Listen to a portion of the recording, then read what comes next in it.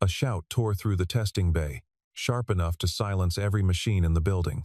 "Stay away from this engine. You will ruin a $20 million masterpiece."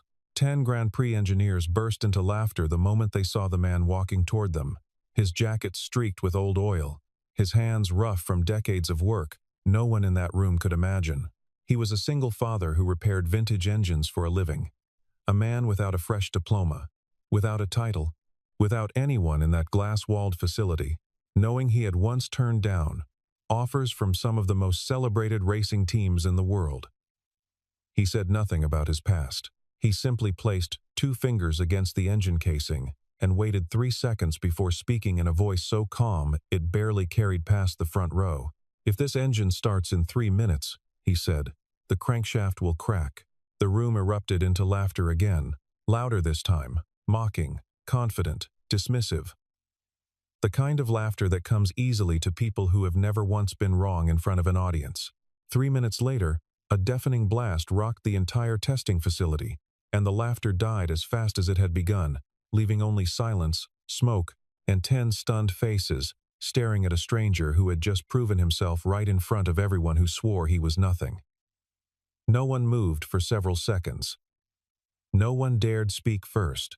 Rowan Velocity Technologies had spent 3 years and hundreds of millions of dollars developing what its investors were calling the most advanced Grand Prix engine platform of the decade. The final test run was scheduled for that morning, and the building was packed with journalists, financial backers, and representatives from racing teams who had flown in from 3 continents to witness the unveiling firsthand. Celeste Rowan, the company's chief executive, stood at the center of the control deck, her arms crossed, her eyes locked on the readouts, as if she could will the numbers into perfection through sheer focus alone. She had not slept properly in 9 days, though nothing in her posture betrayed it. Everyone in that room understood what today meant. If the engine performed as promised, Rowan Velocity would dominate the sport for the next decade, cementing its name alongside legacy manufacturers who had spent a century building their reputations. If it failed, 3 years of work and every dollar behind it would collapse in front of the cameras, and Celeste knew that failure of this magnitude did not simply cost money, it cost trust that could never be fully rebuilt. She had staked her career on this single morning, and every engineer in the building knew it. Damon Cross had not planned to be there at all. He had only come to drop off a small shipment of restored components for an old contact who worked in the parts division. A routine delivery he had made a dozen times before, without ever stepping past the loading dock. But as he crossed the corridor near the main testing bay, something in the low hum of the engine made him stop walking entirely, the way a musician stops mid-conversation at the sound of a single flat note buried inside a full orchestra. He tilted his head, closed his eyes for a moment, and listened the way most people listen to a piece of music they cannot quite place. It was a habit few people understood, and even fewer respected. But for Damon, it had never failed him. He had learned, long before this room existed, that machines told the truth long before their instruments ever caught up to it. He asked quietly if he could take a closer look, his tone carrying no urgency, no demand, only the simple curiosity of a man who could not ignore what his ears were telling him. Victor Sloan, the company's chief technical officer, turned around with an expression that made it clear the question offended him personally. Victor demanded to know who had let a stranger anywhere near the most important asset the company owned, his voice rising sharply enough to draw attention from across the room. Before Damon could explain himself, 2 security guards were already moving to block his path, their hands raised in a gesture that needed no translation. Adrian Wolf, the celebrated team captain whose face had appeared on magazine covers twice that year, laughed loud enough for the whole room to hear, delighted at the sudden spectacle unfolding in front of the cameras. "A backyard mechanic wants to teach us about Grand Prix engineering," he said, shaking his head as if the idea itself was an insult to everyone who had trained for this moment. The laughter spread through the room in waves, engineers turning to each other, some rolling their eyes, others simply amused by the audacity of a man in an oil-stained jacket standing in a facility that cost more to build than most people would earn in 10 lifetimes. A few of the younger engineers pulled out their phones, more interested in capturing the moment than in the machine they had spent years perfecting. Damon did not flinch, and he did not raise his voice. He looked at the engine one more time, then at the 10 confident faces surrounding it, and said the only thing he had come to say. "You are all listening to the wrong thing," he said. And then he turned to walk away without waiting for a reply, as if the outcome of the conversation had already been decided the moment he opened his mouth. Victor called after him, half amused and half irritated. Unwilling to let the exchange end on a note that made his own team look foolish in front of the press, he decided the fastest way to end the embarrassment was to prove the outsider wrong in front of everyone, so he agreed to a demonstration, if only to make a public example of him. Damon was told he could not touch the engine under any circumstances, a condition he accepted without argument, and he simply stepped back several feet, closed his eyes, and asked the technicians to increase the throttle twice in succession. Victor allowed it, more out of mockery than curiosity, certain the stranger would say something vague and unverifiable that no one could ever hold him to. Cameras turned toward Damon rather than the engine, several journalists sensing that whatever happened next would make a far better story than the polished presentation they had originally come to cover. The engine roared through its first cycle, then its second, and the room watched Damon, rather than the machine, waiting for him to embarrass himself in front of everyone who had gathered to see the future of the sport unveiled. Instead, he stood perfectly still, his eyes closed, his head tilted slightly toward the sound, absorbing every subtle variation the way a conductor absorbs an orchestra slightly out of tune. Seconds stretched into something longer, the room growing quieter despite the roar of the engine, until even the skeptics found themselves waiting for whatever he would say next. When he finally spoke, his voice was measured and precise, carrying none of the defensiveness the engineers expected from someone about to be humiliated. He told them the resonance was misaligned along the second harmonic. He told them there was a balance deviation in the rotating assembly that no diagnostic software in that building had flagged. He told them the ignition timing was drifting out of phase under sustained load, a flaw so small it would never show up until the engine had been pushed past its comfortable limits. The kind of flaw that revealed itself only under pressure, no test bench could fully replicate. 10 engineers began talking over each other at once, dismissing his claims as guesswork dressed up in confident language, insisting their simulations had already accounted for every variable he described. One senior engineer, a sharp-tongued specialist named Marcus Doyle, told him flatly that decades of combined experience in that room outweighed whatever intuition a stranger in an oil-stained jacket believed he possessed. Damon did not argue the point.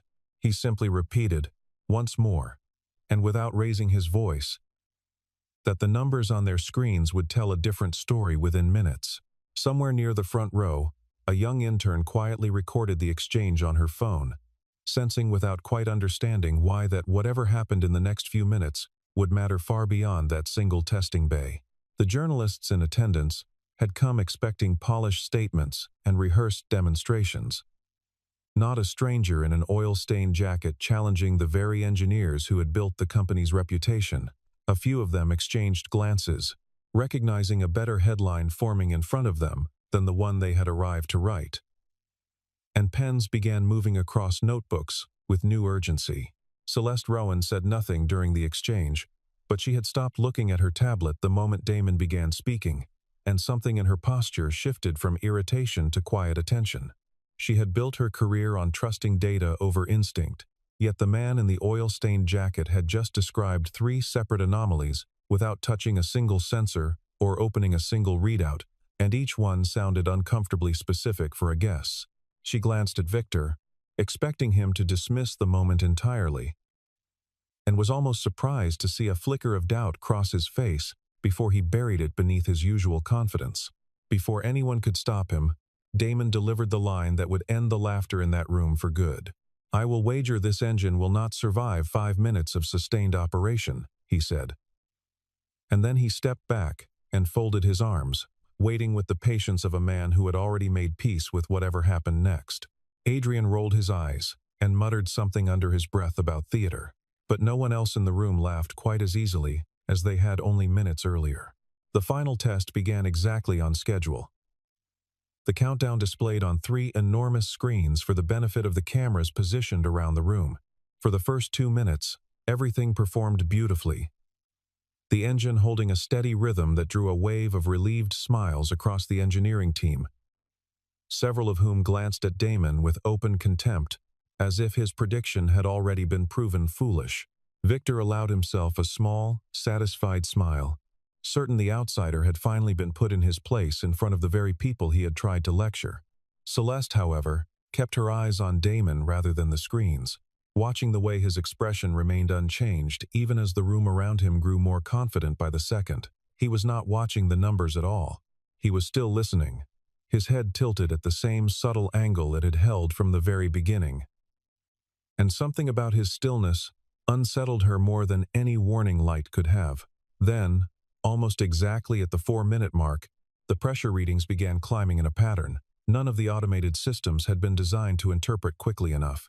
The temperature spiked past its safety threshold within seconds, and a sharp mechanical crack echoed through the chamber just before the entire system triggered an emergency shutdown, cutting power before the failure could escalate into something catastrophic. Smoke curled from the housing. Alarms blinked red across every monitor.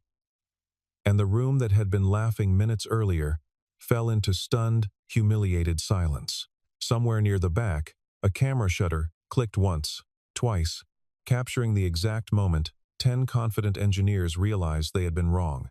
Victor immediately blamed a faulty sensor, insisting loudly to anyone who would listen that the failure had nothing to do with the outsider's warning, and everything to do with a manufacturing defect that would be identified and corrected within the week.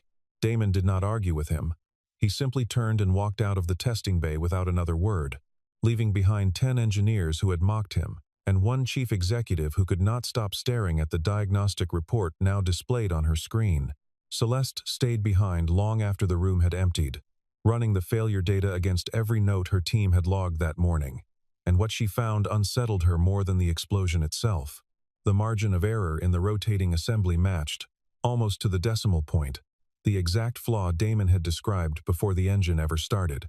It was not a coincidence anyone in that building could easily explain away, and for the first time in 3 years of overseeing this project, Celeste felt the uncomfortable possibility that her most expensive failure might have been preventable by a man her own staff had laughed out of the room.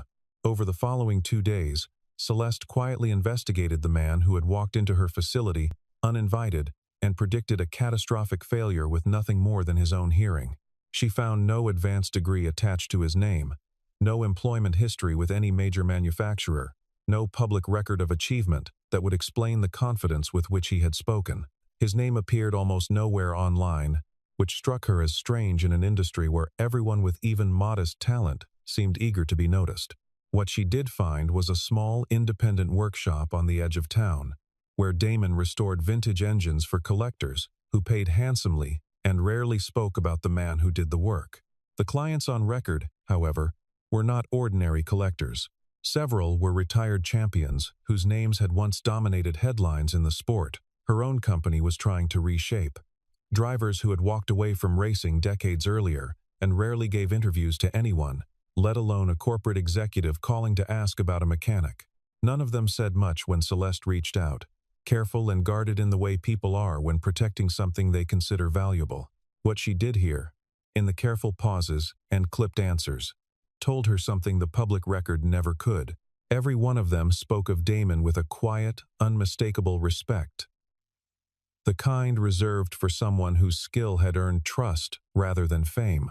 One retired driver, reluctant at first, finally admitted that Damon had once rebuilt an engine considered beyond saving by 3 separate manufacturers, delivering it back in a condition better than the day it left the factory. He offered no further explanation, only a warning that Celeste should not mistake the man's quiet nature for a lack of ability. One night, unable to sleep, Celeste found herself scrolling through grainy archived photographs from motorsport events 2 decades old, searching for a face she was not entirely sure she would recognize. She found nothing conclusive, only a handful of blurred images from paddocks and workshops, where a younger man stood at the edges of the frame, always working, never posing, as though the camera itself made him uncomfortable.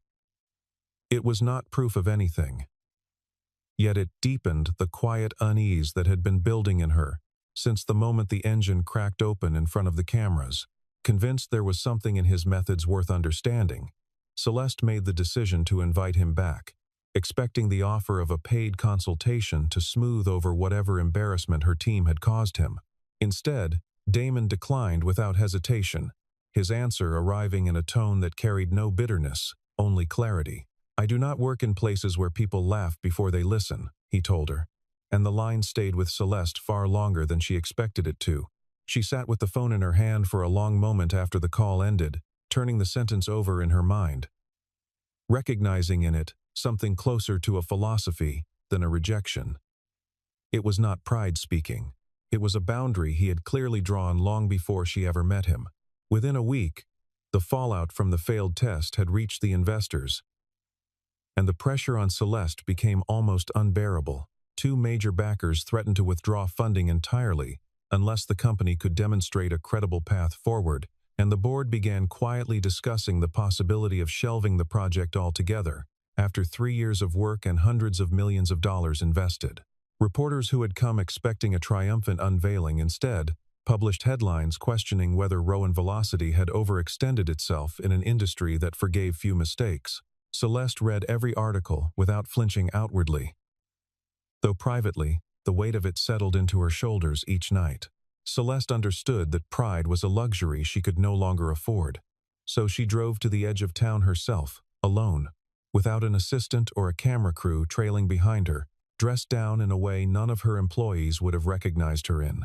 She had not expected the drive to feel as long as it did, nor had she expected the quiet unease that settled over her as she pulled up outside a modest workshop tucked between two auto body shops that had clearly seen better decades. What she found inside was nothing like she expected from a man who lived without recognition or wealth. Dozens of vintage engines lined the walls, each one restored to a level of precision that seemed almost impossible for a single pair of hands. Every surface polished, every component aligned with a care that felt closer to devotion than labor. Sunlight filtered through a single high window, catching the curves of chrome and steel in a way that made the space feel less like a garage and more like a quiet gallery built for machines rather than paintings. The space was modest, even humble, yet it carried an unmistakable sense of mastery that no amount of corporate funding had managed to replicate in her own facility. She noticed a single framed photograph resting on a workbench near the back wall, half turned away from view, and though she did not ask about it, something in the careful way it had been placed told her it mattered more than anything else in the room. Damon caught her glance but said nothing, simply moving a stack of tools to gently obscure it further. A small gesture that told Celeste more about the man than any file her research team had compiled. She did not press him, understanding instinctively that trust, like a well-balanced engine, could not be forced into alignment before its time. Celeste asked him plainly for his help, setting aside the authority her title usually afforded her, and Damon listened without interrupting until she finished speaking. He wiped his hands on a cloth hanging from his belt, studying her for a long moment before responding, as if weighing not just her words but the sincerity behind them. He agreed to return, but only under one condition that he stated with the same calm certainty he had shown during the failed test. "I will fix the engine," he said, "but I will not fix anyone's ego along the way." Celeste accepted the terms without hesitation, though she knew immediately that convincing her own team to accept them would be a far harder battle than convincing herself. She thanked him, and for a brief moment before she left, she found herself glancing around the workshop one more time, struck by how much quiet confidence could exist in a place with no branding, no investors, and no cameras waiting outside the door. It was a kind of confidence her own company had spent 3 years and countless dollars trying to manufacture, and had somehow still failed to achieve. News of Damon's return spread through the facility within hours, and Victor Sloan did not hide his objection, arguing forcefully in a closed-door meeting that inviting an unqualified outsider back into the building would humiliate the entire engineering division in front of the very investors they were trying to reassure. He reminded Celeste, more than once, that his team held degrees from some of the most respected institutions in the country, and that reputation alone should have counted for something in a room full of professionals. Celeste listened to his concerns without agreeing to any of them, reminding him that the engineering division had already humiliated itself once without any help from Damon at all. The meeting ended with Victor's objection formally noted and formally ignored, a decision that would haunt him more than he realized in the weeks that followed. He left the room with his jaw tight and his composure barely intact, already calculating how he might use the coming weeks to prove Damon wrong once and for all, certain that a single lucky prediction did not make a man qualified to rebuild a $20 million engine. Adrian, for his part, said little, though even he had begun to feel the first uncomfortable stirrings of doubt about the man he had mocked so easily. When Damon walked into the engineering lab for the second time, 10 of the company's most decorated specialists stood waiting, arms crossed, expressions carefully arranged into polite skepticism. He did not open a laptop. He did not request access to the simulation software that had cost the company millions of dollars to develop. He simply began removing components by hand, measuring tolerances with tools that looked decades older than anything else in the room, occasionally lifting a part to his ear or bringing it close enough to smell the residue of oil and metal, a process that struck the watching engineers as closer to ritual than science. Several engineers exchanged amused glances, certain they were watching a performance rather than a diagnosis. And one of them, a sharp young specialist named Ethan Grant, muttered just loud enough to be heard that this looked more like folk medicine than engineering. Another engineer, a woman named Rachel Bennett, who had graduated at the top of her class 2 years earlier, watched with a more careful curiosity, unwilling to dismiss the process entirely, even as her colleagues traded quiet jokes behind Damon's back. Damon said nothing in response to any of it, continuing his work with the same unhurried patience he had shown from the beginning. He paused over a single component and held it up to the light, turning it slowly between his fingers as though reading a language only he could see. He pointed to a deviation so small that none of the facility's automated scanning equipment had ever registered it as significant, a flaw measured in fractions so minor that most engineers would have needed a specialized instrument simply to detect its existence. Victor insisted on running the part through diagnostic verification immediately, more out of a desire to expose Damon's error than to confirm his findings, certain the machinery would prove what his instincts already told him. The results came back within minutes, and the number displayed on the screen matched Damon's assessment with a precision that left the room in complete silence. 10 of the most credentialed engineers in the building had spent 3 years searching for a flaw that a man with no formal training had located by hand in under 20 minutes. Rachel was the first to speak, asking quietly how he had known where to look without any of the equipment they relied on every single day. Damon considered the question for a moment before answering simply that machines rarely lied. They only spoke in a language most people had forgotten how to hear. Later that evening, once the lab had emptied and only Celeste remained, she asked Damon a question she had been holding back since the day she first read his name in an investigation file. "Where did you learn to do this?" she asked, and for the first time since they had met, Damon's calm exterior showed the faintest trace of something heavier beneath it. He leaned against the workbench for a long moment before answering, choosing his words with the same care he applied to every component he touched. He told her only a little, explaining that years earlier he had worked on early technology for balancing engine vibration, a field few people outside the industry ever heard mentioned by name, and one that had consumed nearly every waking hour of his life at the time. He explained that he had walked away from that work after a personal loss reshaped everything he valued, choosing a quieter life where his skill could exist without the noise of recognition attached to it. He said he no longer needed his name on anything, that building a machine correctly mattered more to him than anyone ever knowing he had built it. Celeste did not press further that night, sensing that whatever loss he referred to was not hers to ask about uninvited.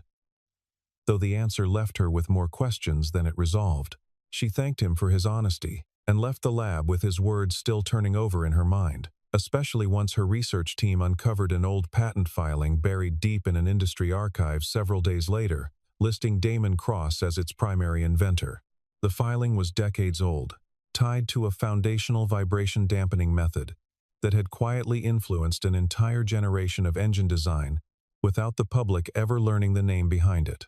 She did not confront him with the discovery immediately, choosing instead to hold it close while the rebuild continued, sensing that the truth would surface on its own terms when the time was right. In the days that followed, the engineering team worked alongside Damon, with a growing, if reluctant, respect, watching him correct flaws that had eluded them for years, using nothing more than patience, precision, and a set of senses none of them had ever thought to trust as much as their instruments. Even Marcus Doyle, once among the loudest skeptics, began quietly taking notes whenever Damon worked, though he was careful never to admit it aloud. The rebuilt engine was scheduled for its final verification exactly 9 days later.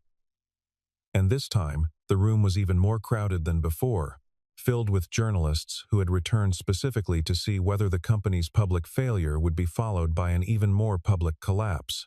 Victor stood near the control panel with his arms folded, quietly confident that Damon's earlier success had been a fluke born of luck rather than skill, and that today, the truth would finally reveal itself in front of everyone who mattered. He had spent the previous 9 days quietly reviewing every adjustment Damon made, searching for an error he could point to, and finding none. In the final minute before ignition, the room fell into the particular silence that only precedes something irreversible, the kind where even the sound of a cleared throat feels too loud to risk. Celeste stood beside Damon rather than at her usual place on the control deck. A small choice that had not gone unnoticed by the engineers watching from across the room. Victor kept his eyes fixed on the monitors, arms still crossed, jaw set, refusing to let himself hope for anything beyond the outcome he had already convinced himself was inevitable. The countdown reached 0, and the engine ignited with a sound unlike anything the room had heard in 3 years of testing, smooth, balanced, and utterly without the tension that had defined every previous attempt. The sound alone drew a few surprised murmurs from engineers who had spent years listening to this exact engine struggle through every phase of its development. Minutes passed without a single warning light, without a single irregular vibration, the readouts climbing steadily past every internal benchmark the company had ever recorded during development. 10 engineers, who had once mocked Damon, stood frozen in place, watching numbers on the screen that none of their combined expertise had ever been able to produce on their own. Rachel Bennett found herself smiling despite the disbelief on the faces around her, quietly proud of a process she had once dismissed as theater only 9 days earlier. As the applause finally began to rise around the room, a visiting specialist near the back of the crowd went suddenly still, staring at Damon with an expression of dawning recognition rather than celebration. He was an internationally respected consultant who had spent decades studying vibration dynamics across multiple racing disciplines. And something about the way Damon carried himself, quiet, deliberate, almost invisible by choice, triggered a memory he had not revisited in years. He stepped forward slowly, and the crowd noise faded just enough for his voice to carry across the room. The specialist, a soft-spoken man named Owen Marsh, who had trained under some of the most respected engineers in motorsport history, explained to the stunned crowd that years earlier, a young researcher had quietly laid the foundation for the very vibration-dampening principles now used across the entire industry. He said that researcher had turned down offers from multiple major manufacturers, choosing instead to disappear from the public record entirely. A decision that had puzzled the engineering community for years afterward. He described searching for that researcher's name once, out of pure curiosity, only to find every trail quietly erased, as though the man had chosen anonymity as deliberately as most people chase recognition. He looked directly at Damon as he spoke his final sentence, and the room understood exactly who he meant before Damon ever confirmed it himself. Victor's expression shifted from disbelief to something closer to quiet devastation, the weight of his earlier certainty collapsing under the realization that the man he had dismissed as an unqualified outsider was, in fact, one of the most influential minds his own field had ever produced. He said nothing for a long moment, staring at the floor as murmurs spread through the crowd around him, each whispered exchange another small reminder of how thoroughly he had misjudged the situation from the very beginning. Somewhere in the crowd, a journalist was already typing the opening line of a story that would run in every major outlet covering the sport by morning. By sunrise, The story had traveled far beyond the racing world, shared among engineers and mechanics in workshops, nowhere near a Grand Prix track. Each version of it carrying the same simple truth at its center, that expertise did not always arrive wearing a title, and that the loudest voice in a room was rarely the one worth trusting most. Celeste stepped forward without hesitation, addressing not just Damon, but the entire engineering team gathered around the now perfectly running engine. She acknowledged, in front of every journalist present, that her company had allowed arrogance to override curiosity, and that the failure belonged not to Damon, but to a culture that had judged a man by his appearance rather than his ability. Her apology was brief, direct, and entirely without the polished evasiveness usually reserved for corporate statements delivered under public scrutiny. And it landed with a weight that silenced even the reporters scribbling notes at the back of the room. Once the cameras had cleared and the celebration had quieted into something more private, Celeste approached Damon with an offer she had been considering since the night she first read his old patent filing. She did not phrase it as a favor or a consolation prize, but as a genuine recognition of what he had already proven he could do for a company that had nearly destroyed itself through its own certainty. Her tone carried none of the corporate distance she usually maintained, and for a moment, the calm precision that defined her leadership gave way to something more personal. Damon listened carefully, weighing her words the same way he weighed a misaligned component, without rushing toward an answer simply because one was expected of him. Whatever she was about to propose, it was clear this moment would define far more than the fate of a single engine, and both of them seemed to understand that the next few sentences would reshape the direction of everything that followed. Celeste offered him the newly created position of Chief Innovation Architect, a role built specifically around the kind of instinct no algorithm in her company had ever been able to replicate. Damon accepted, but only after laying out conditions that had nothing to do with salary or recognition, and everything to do with the culture. He refused to work inside otherwise. Every young engineer, he said, deserved the right to ask a question without fear of ridicule, and no one in that building would ever again be judged by the clothes they wore or the path that had brought them there. Celeste agreed to every term without negotiation, recognizing that the man standing in front of her had already shown her, through action rather than argument, exactly what kind of leadership her company had been missing. Victor Sloan was quietly removed from his position within the month, the board citing a pattern of decisions that had placed personal pride above the company's long-term success, a judgment few in the building disputed once the full story became known. He left without a public statement, his departure covered only briefly by the press, a quiet ending to a career that had once seemed destined for far greater recognition. Adrian Wolfe, to his credit, sought Damon out privately rather than waiting for the story to fade from memory, offering an apology that carried none of the performance he had once used to mock him in front of an audience. Damon accepted it simply, without lingering on the moment longer than necessary, because holding on to resentment had never been part of how he measured a person's worth. He told Adrian that everyone deserved the chance to learn, and that the measure of a person was not the mistake they made, but whether they were willing to correct it afterward. Adrian, visibly relieved, asked if he could shadow Damon during the next rebuild. A request Damon accepted without hesitation, marking the beginning of an unlikely friendship neither of them could have predicted only weeks earlier. In the months that followed, the entire engineering division began restructuring the way it trained its newest hires, incorporating Damon's methods alongside the advanced simulation tools the company had always relied on. Engineers who once dismissed instinct as unreliable began learning to trust the subtle signals a machine offered before its failure ever appeared on a screen, a shift in philosophy that quietly transformed how the company approached every project that followed. Rachel Bennett, promoted to lead a new training initiative built around Damon's techniques, often told newer hires that the best engineers were the ones humble enough to admit a machine might know something they did not. The rebuilt Grand Prix engine went on to set new performance records during its international debut, silencing every remaining doubt about the direction Celeste had chosen to take, and cementing Rowan Velocity's reputation as a company willing to value substance over spectacle. Investors who had once threatened to withdraw their support became some of the company's most vocal champions, citing the rebuild as proof that genuine expertise, wherever it came from, could outperform credentials alone. The story of the single father who had walked uninvited into a testing bay and reshaped an entire company's future quietly became a kind of legend within the industry, told and retold by engineers who had witnessed it firsthand. Somewhere between the long hours spent testing new designs and the quiet evenings spent reviewing reports long after the building had emptied, something changed between Celeste and Damon that neither of them rushed to name.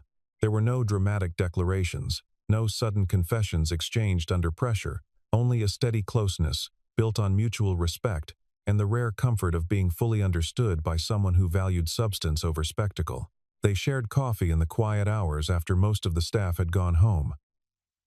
Conversations that drifted easily between engine tolerances and the smaller, softer details of two lives that had both learned to move carefully after loss.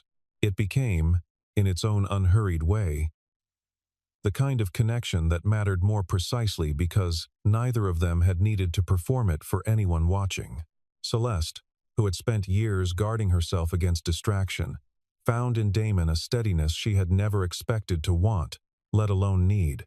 Damon, who had built a quiet life specifically to avoid the noise of being seen, found that being truly seen by one person was an entirely different thing altogether, and one he no longer wished to avoid. There was no grand proposal staged for cameras, no public announcement crafted by a communications team eager to turn a personal moment into another headline for the company. Instead, there was simply a Sunday afternoon spent together in his workshop, the two of them cleaning tools in comfortable silence, and a quiet agreement between them that whatever came next, they would build it the same way Damon built every engine, with patience, honesty, and the willingness to listen closely before making a single move. Years later, a new engineer joining the company's innovation team found herself standing beside Damon in the same testing bay where his story had begun, watching him rest his hand gently against the housing of an engine that had just completed its final run. The bay looked different now, brighter, filled with young engineers who had been trained from their very first week to listen as carefully as they calculated. A culture built quietly, one lesson at a time, from the wreckage of an old and arrogant certainty. She asked him, with the kind of earnest curiosity every great engineer eventually develops, what the very first thing was that someone needed to understand in order to build a truly great engine. Damon considered the question for a moment. The same unhurried patience he had carried since the day he first walked into that building, uninvited.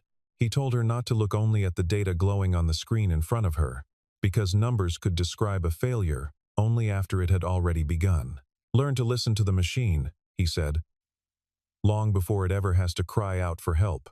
As the camera slowly pulled back through the quiet hum of the workshop, the engine settling into a smooth and steady rhythm behind him, the story closed on the image of a man once mocked by 10 of the industry's most confident specialists, now respected as the very reason their machines finally ran the way they were always meant to. What remained long after the applause had faded was not the record he had helped set, nor the title stitched onto his office door, but the simple lesson he left behind for everyone who walked through that workshop after him, that the loudest room in the world could still be wrong, and that patience, properly aimed, would always outlast noise.